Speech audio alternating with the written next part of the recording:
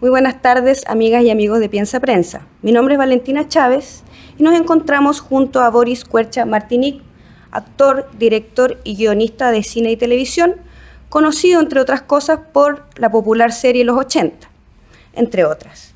Muchas gracias por estar aquí, Boris, por acompañarnos. Gracias a ti, Valentina, y a todo el equipo de Piensa Prensa por invitarme.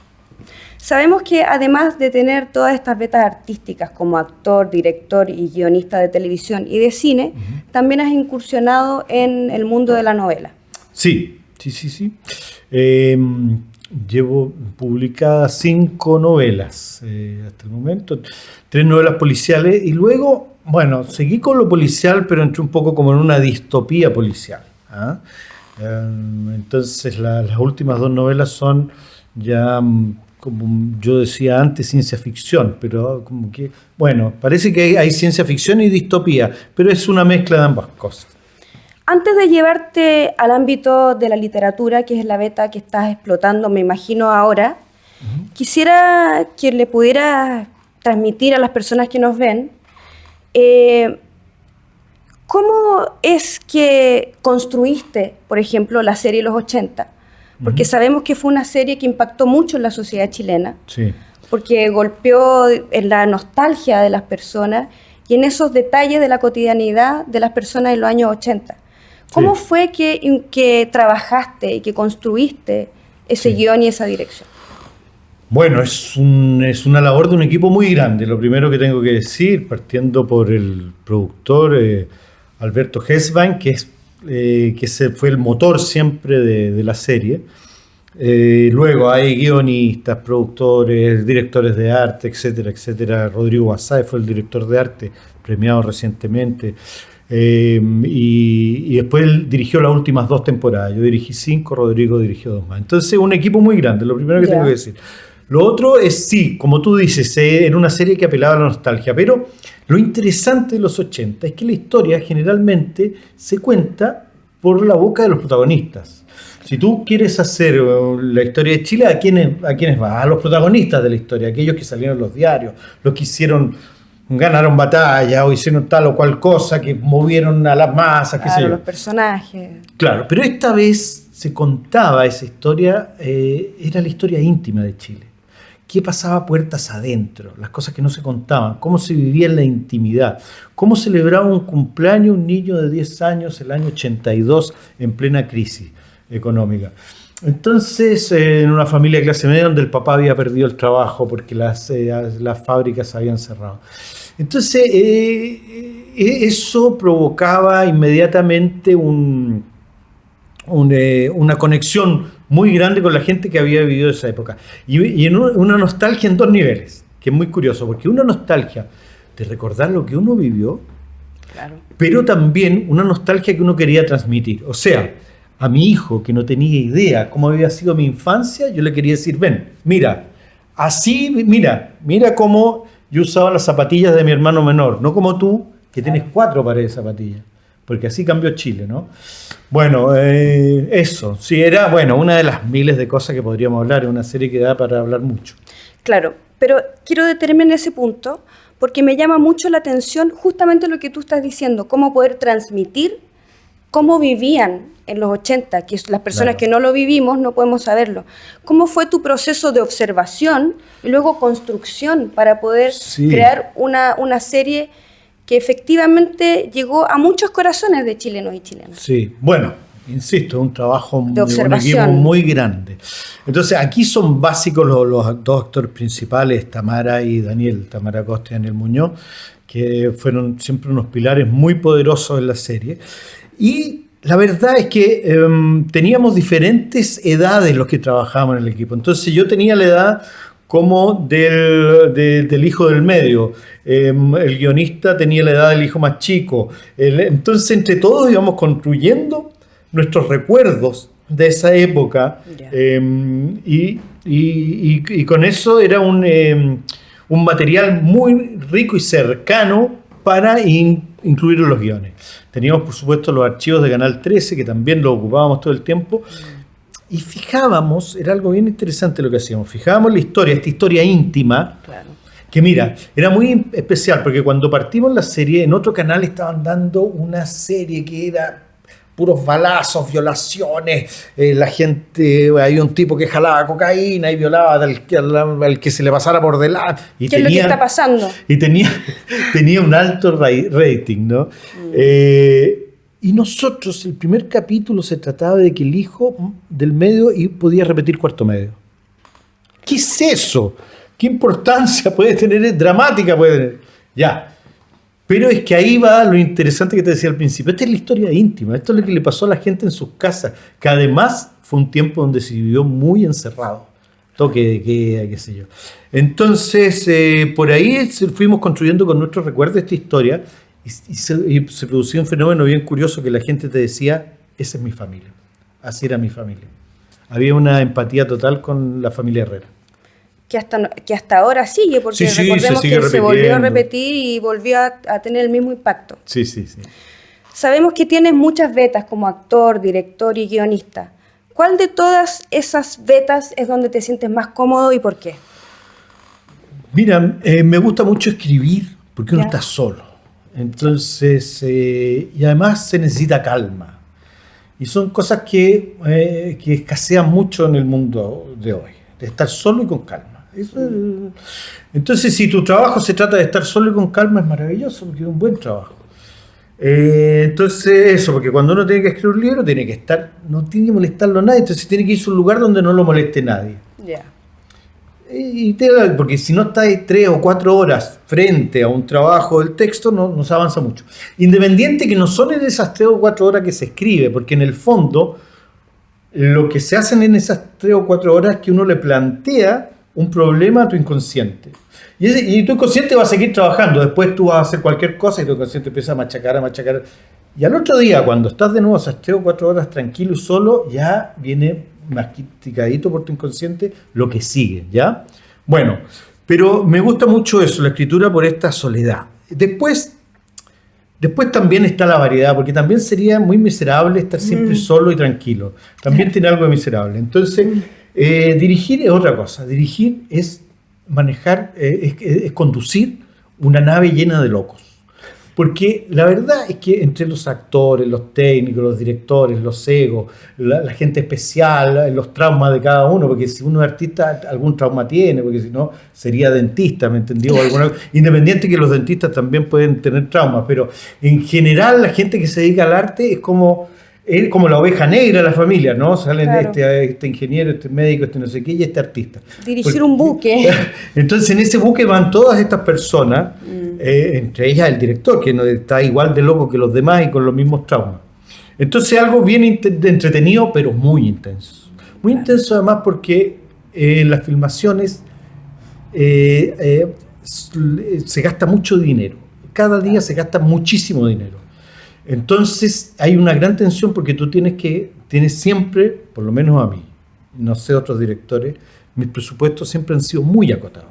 Por lo tanto, yo no puedo pasarme del día, ni puedo tener horas extra. Entonces hay mucha presión por sacar el trabajo del día.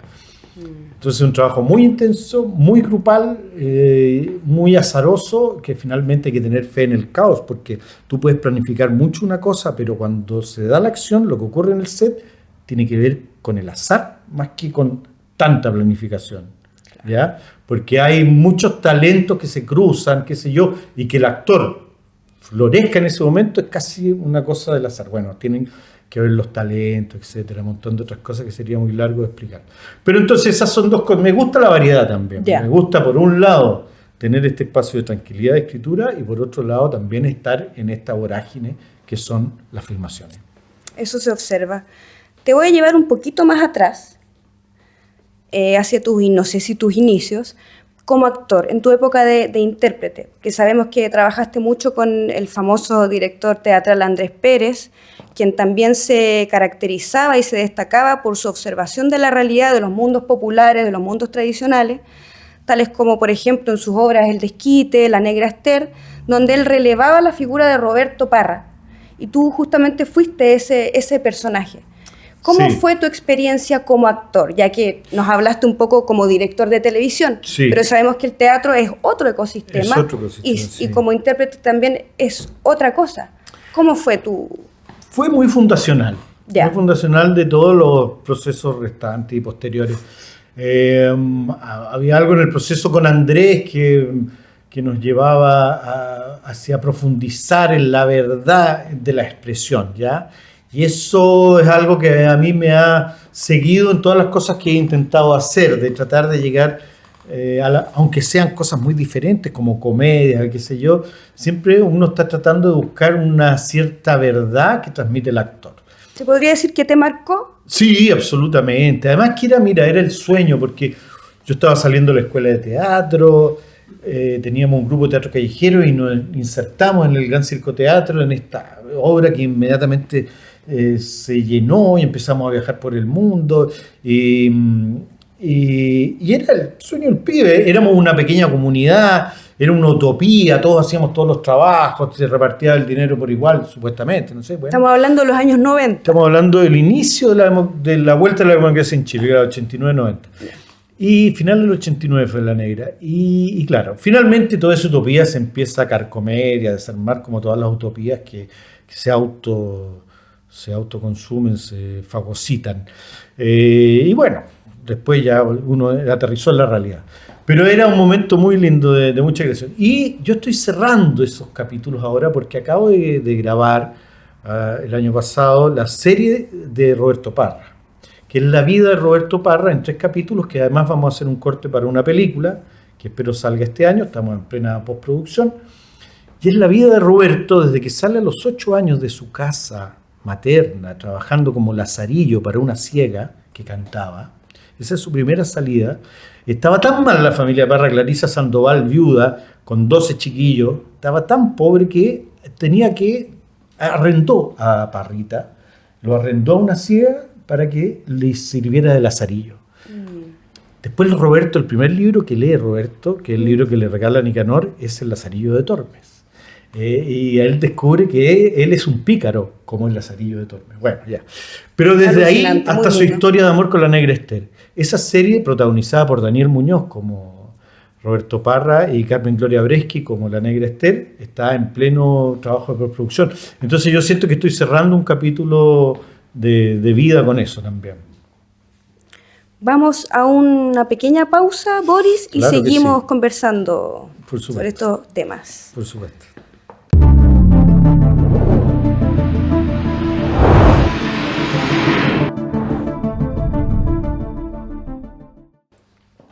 Retomamos la conversación con Boris Quercia. Boris, en esta conversación hicimos una verdadera danza del tiempo y de la historia. Nos fuimos hacia tus orígenes como actor, como director de cine y televisión, y también ahora nos cuentas que estás haciendo una serie sobre Roberto Parra que también apela un poco a tus orígenes. Claro. Pero ahora queremos destacar otra beta que estás explotando ahora, que es como escritor de novelas. Si nos puedes contar un poco acerca de este rol que tienes como... Sí, muchas personas puede que no lo conozcan, porque claro, acá en Chile te conocen mucho por la televisión y por las obras de teatro. Sí. Pero puede ser que no te conozcan como escritor. Si nos puedes contar un poco... Sí, creo que uno tiende como a comparticionar la realidad, entonces, este gallo es tal cosa y lo pone ahí, ¿no? Claro, pero, el encasillamiento. Claro, pero yo siento que todas las cosas que hago están muy conectadas entre sí, no las veo como compartimientos diferentes, todas tienen que ver con la creación, todas tienen que ver con narrar historias. Y dentro de eso la literatura siempre me llamó la atención, siempre escribí guiones, y la literatura viene a superar un problema que es constante en el cine, que es en el cine latinoamericano, en el cine chileno, que es la falta de recursos. Porque, mira, yo cuando escribo un guión, que estoy en un proyecto, ahora acabamos de terminar una película, que es una comedia, se llama ¿Cuándo te vas?, que se estrena este año, con Álvaro Rudolphy y Luciana Echeverría y Francisca Imboden. ¿Tú eres el guionista? Yo soy el guionista y el director de esta comedia que se llama ¿Cuándo te vas? Ya, al escribir esta comedia yo veo el presupuesto que tenemos para hacerla y tengo que escribirla con esos parámetros. Entonces, mira, uno cuando escribe un guión trata de no poner escenas de noche, porque trabajar de noche es muy caro. Claro. Y cuando tú trabajas de noche, por la ley de cine, tú si terminas a las 12 de la noche, tienes que esperar 12 horas para citar el equipo. Por lo tanto, tienes que citar después de las 12 del día del próximo día. Por lo tanto, y si es de día la otra escena, tienes muy poquito tiempo para hacerla, se te enreda todo. Por decirte algo. Ahora, ni soñar con hacer un choque de autos, por ejemplo. ¿Cómo vas a hacer? O una balacera. Entonces, empezáis... Finalmente, ¿uno qué termina haciendo? Gente conversando en un café, en la cocina, en una cama, cositas sencillas, porque, bueno, entonces, esta cortapisa que uno tiene como guionista siempre te va frenando un montón de cosas que tiene uno imaginando. Uh-huh. Entonces, esa fue como mi primera motivación para entrar ya a una novela. Yeah. Y escribí mi primera novela policial, encontré un personaje. Porque yo mira, esto es algo divertido. Yo he escrito muchas novelas inconclusas. Muchas. Creo que uno de los autores más prolíficos en novelas inconclusas. Tienes un cementerio de novelas. Un cementerio de novelas. Tanto es así que un día dije, inventé un personaje que recopilaba novelas inconclusas. Y traté de hacer una novela con este personaje que iba buscando novelas inconclusas. Pero quedó inconclusa también. No la pude terminar. Entonces, no fue hasta que encontré a Santiago Quiñones, que es un tira, que trabaja en el centro de Santiago, que me fue guiando, yo te diría el tira, Santiago, me fue guiando por el centro de Santiago y por los casos que iba resolviendo o no resolviendo, porque en realidad es un tipo que nunca resuelve nada. Parece de novela esta historia. Claro, también. Es un tipo que ni siquiera resuelve su vida. Menos va a poder resolver los casos en los que está metido. Pero ya, Santiago Quiñones lo fui siguiendo, porque en el fondo eso es lo que uno va haciendo. Claro, es una imagen poética que uno va siguiendo al personaje. Claro. Pero con él terminó mi primera novela, que fue Santiago Quiñones Tira. Y después hice una trilogía con este personaje. También hice una serie de televisión que se puede ver en el sitio del Consejo Nacional de Televisión. Se llama Tira, la serie, con Tiago Correa como protagonista. Sobre esas 3 novelas. Después de hacer estas 3 novelas policiales, estaba conversando con mi editora francesa, porque también se publicaron en Francia y en España, en Barcelona, yeah, con la editorial Al Revés. Y una editorial francesa que se llama Asphalt las publicó en Francia. Y estábamos conversando diciendo, ¿qué viene ahora? Ya Santiago Quiñones se cerró, porque la verdad que Santiago Quiñones es un hombre que va cayendo por la vida. Entonces, cada novela que escribía yo, él estaba peor. Por lo tanto, ya la tercera novela era de una inhumanidad muy grande, tratar de volver a hacerlo trabajar. Entonces lo dejé de lado y ahí se nos ocurrió entrar en la ciencia ficción. Y ahí entré en la ciencia ficción con una novela policial que se llama Electrocante, yeah, que fue publicada también en Chile, en Francia y en Barcelona. Y ahora viene esta nueva novela que se llama Cama 32, que sigo con la beta de la ciencia ficción. Y esas son mis 5 novelas publicadas hasta el momento, que es algo que disfruto mucho, como decía al principio, la escritura. ¿Por qué eliges el estilo policial para tus novelas?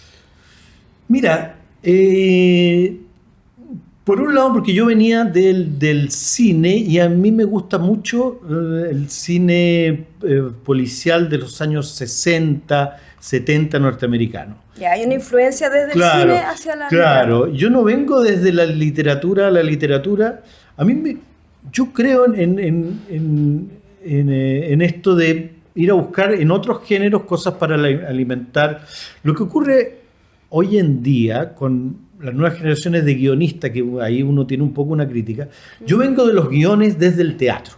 Los guiones. Porque yo estudié teatro, entonces estudié Shakespeare, entonces vengo de ahí claro, tengo un bagaje. Ibsen, ponte tú, siempre me gustó mucho Ibsen, y de ahí uno tiene como la estructura que va llevando los guiones cinematográficos.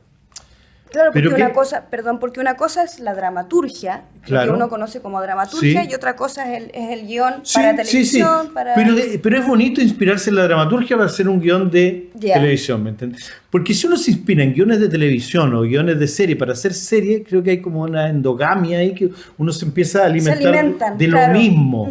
Entonces empieza a hacer cosas como parecidas a lo mismo. Yeah. Entonces eso me gusta. Por eso a mí me gusta también partir del cine e irme a la literatura. Yeah. Y antes de escribir Santiago Quiñones Tira, yo me pegué un tiempo de ver mucho cine policial, de ese cine norteamericano, o las primeras películas policiales francesas. Rififi se llama la primera película de cine negro francés, que es la historia de un convicto, alguien que sale de la cárcel, que no quiere delinquir, pero se ve obligado por las circunstancias a volver a delinquir. Ya, que tiene que ver con el cine negro de esta, que el personaje parece que tuviera un estigma, un destino ineludible del cual no puede escapar. Yeah. Bueno, y por ahí me fui metiendo en la literatura negra y en el policial. Por eso partí por ahí. Y luego fui derivando la ciencia ficción. ¿Por qué? ¿Cómo fue este tránsito desde lo policial a la ciencia ficción? Porque yo tenía un guión que había escrito en la escuela de teatro que se llamaba Electrocante. Porque yo siempre me motivó mucho la ciencia ficción porque de niño leía mucho ciencia ficción. Yeah. De niño leía mucho Rat Bradbury, Sagásimo, qué sé yo. Y ya de grande, Philip K. Dick, que era como un autor muy impresionante para mí en mi etapa ya de persona grande. Y yo venía con eso. Tanto era así que yo había hecho una comedia que se llamaba Chile Puede. Porque yo venía con estas historias del espacio, de todo. Yeah, niño. Y claro, de niño. Y Chile Puede es la historia del primer astronauta chileno, que es una comedia que dirigió Ricardo Larraín, que es la historia de un empresario que decide poner a un chileno en el espacio, orbitar la Tierra, y lo logra, pero finalmente no lo puede bajar. Ahí parte la comedia. Parecido un poco al detective que hay inconcluso. Parecido. Todo se parece.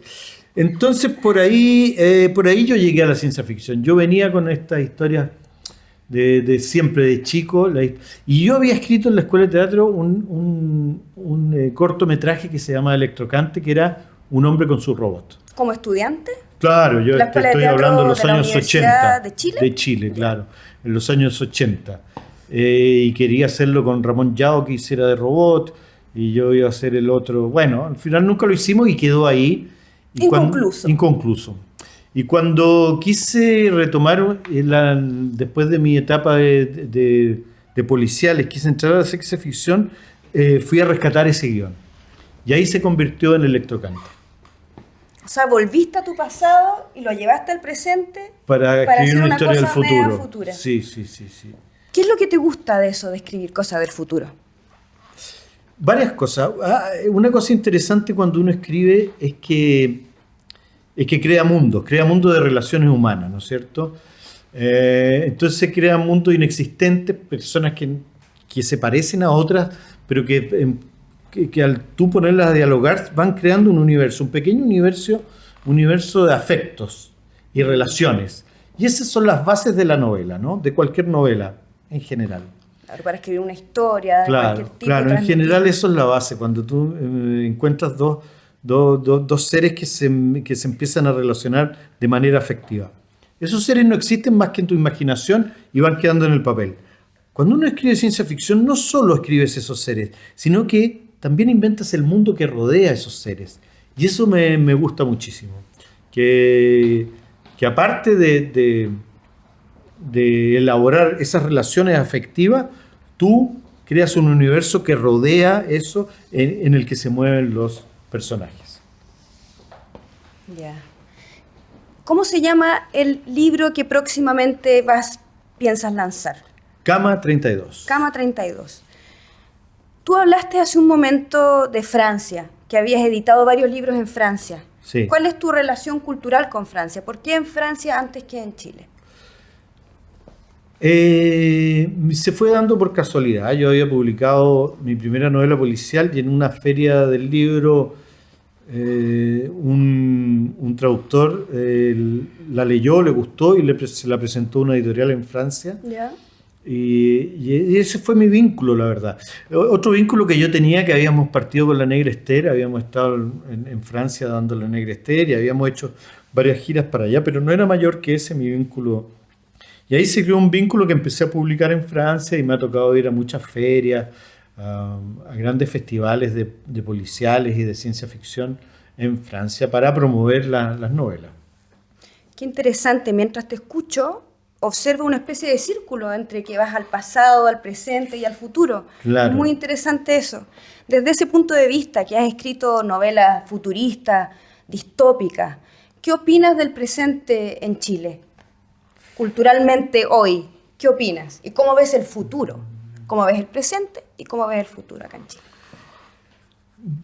Mira, yo creo que hay una gran actividad.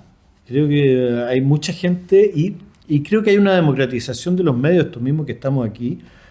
Quizás era imposible hace, no sé, 15, 20 años, porque había una hegemonía de las comunicaciones que era muy difícil de romper. Yo creo que se ha atomizado todo mucho más, que la gente, y creo que lo que viene, que es la revolución que estamos a puertas de eso, con el desarrollo cada vez más acelerado de la inteligencia artificial, es que va a haber una proliferación de creación como no se había visto nunca. Yo lo comparo siempre con la revolución industrial. Antes de la revolución industrial, tener un par de zapatos, tener un par de pantalones era un lujo increíble. ¿Para qué decir tener un reloj? A ti te regalaban un reloj que era carísimo, podría costar unos 10 millones de pesos actuales un reloj, y ese reloj te duraba toda la vida. Después llegó la revolución industrial y el trabajo que hacía una costurera en una semana para hacerle un traje a una persona, lo hacía una máquina en una hora y hacía 100 trajes. Y la gente empezó a poder vestirse. Hubo proliferación de todo. Hubo exceso de todo. Hoy en día ya están los desiertos llenos de montañas de ropa. Sí. Va a pasar lo mismo con la creación, con las películas, con la música, con la literatura. Amazon tiene un problema porque las autoediciones, hay gente que publica 3 libros diarios de autoedición. Entonces Amazon les puso un límite a los autores de autopublicación y les dijo no pueden publicar más de 3 libros al día en Amazon. Wow. Porque tú con inteligencia artificial, yo he hecho la prueba, escribí un guión en media hora con inteligencia artificial. Era malo el guión, pero tenía partes interesantes, descripciones, cosas que hacía. Como a mí me gusta escribir, yo prefiero escribirlo yo, pero hay gente que le gustaría escribir un guión y no tiene el expertise ni nada, pero va a poder entrar ahí, va a poder hacer su guión. Y después va a poder hacer su película. Entonces, ¿qué va a pasar? Eso es interesante. ¿Qué va a pasar? ¿Qué pasó con la revolución industrial en cosas físicas? ¿Qué va a pasar ahora en cosas de creación? En literatura, música, pintura. Olvídate, la pintura, lo que uno puede hacer, la cantidad de dibujos y pinturas que uno puede hacer sin tocar un pincel y quedan bastante bonitas. Y estamos en el albor, esto está recién como despertando, es el huevo de la serpiente. Todavía falta mucho. Bueno, eso. Vamos ahora a una pequeña pausa y retomamos la conversación con Boris.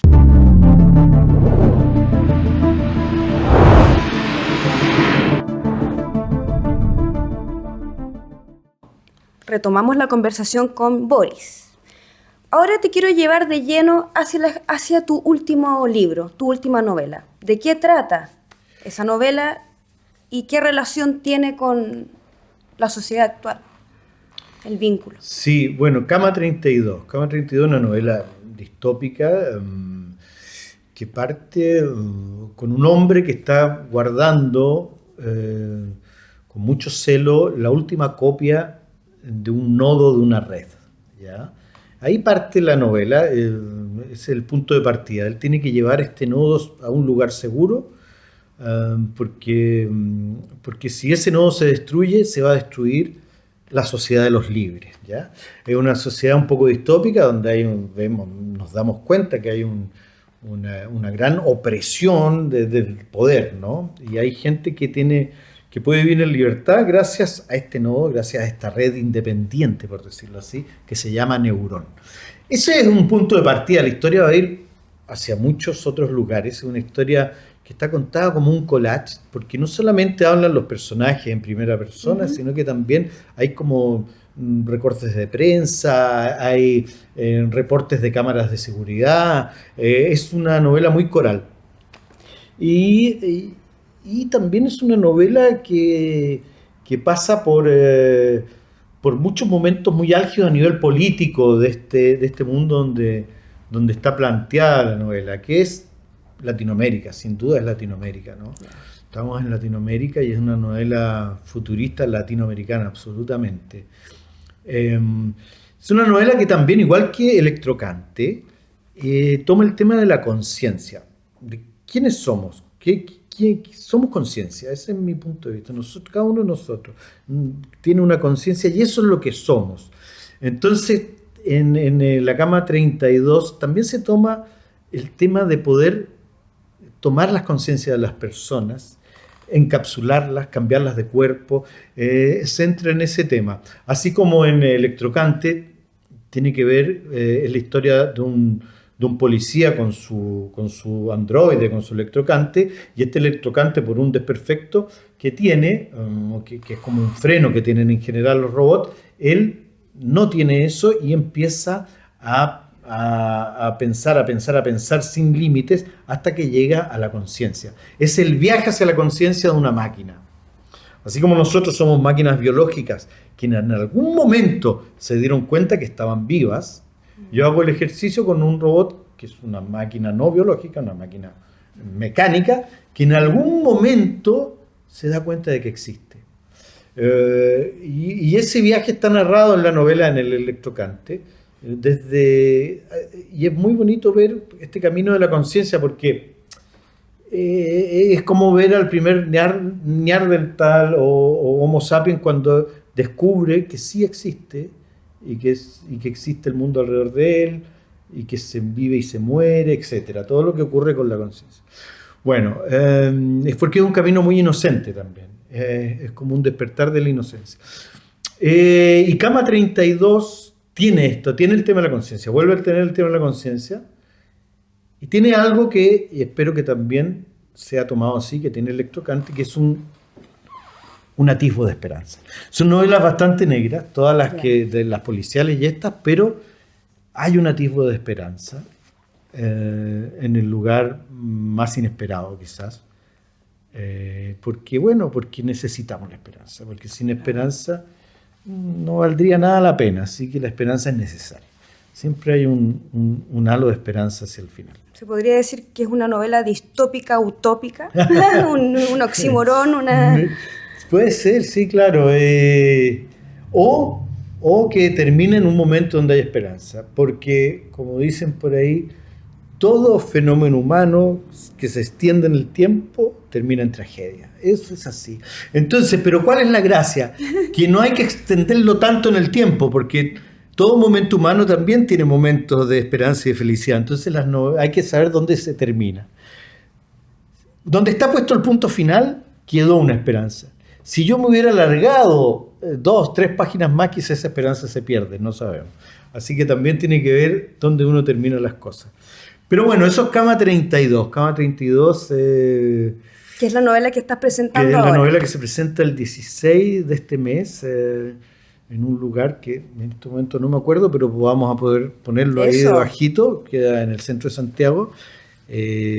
Así que eso, vamos a hacer un lanzamiento y nada, pues, están todos invitados, vamos a poner ahí las coordenadas, ¿no es cierto? Seibo, Editorial Seibo. Es la Editorial Seibo, que la Editorial Seibo está especializada en trabajos periodísticos bastante profundos y conmovedores y que dan mucho que hablar. Y es primera vez que están explorando muchas gracias, en la ficción, con este sello de Seibo que se llama Seibor, que esperamos... muy distópico, que esperamos tecnológico. Que esperamos que siga publicando también este tipo de historias. Tengo el honor de que hablan con Cama 32, que es una novela muy cyborg, porque comparada con la novela anterior, Electrocante, que es una máquina que tiende hacia la conciencia, aquí es un poco al revés, es un hombre que va a tener que conservar su conciencia y para eso va a tener que ir hacia una máquina, transformándose en una máquina. Así que nada, para todo el mundo que ama la ciencia ficción, esta novela que habla, obviamente cuando uno habla de la ciencia ficción, no es que está hablando del futuro, está haciendo atención del presente, ¿no es cierto? Porque todo lo que uno lee en la novela le vibra con respecto a lo que está ocurriendo en la actualidad. Así que espero que vean también en eso un espejo del presente, en ese futuro. Eso es lo que uno ve cuando desde el presente se proyecta. Exacto. Y en la proyección uno también ve el presente. Exacto, exacto. De eso se trata la ciencia ficción. No es para que imaginemos un futuro, es para que nos demos cuenta de en las condiciones actuales que estamos viviendo, podríamos llegar hasta allá. Porque es una línea que parte desde este presente hacia ese futuro imaginario que uno propone. Esperemos que ese futuro no sea tan distópico.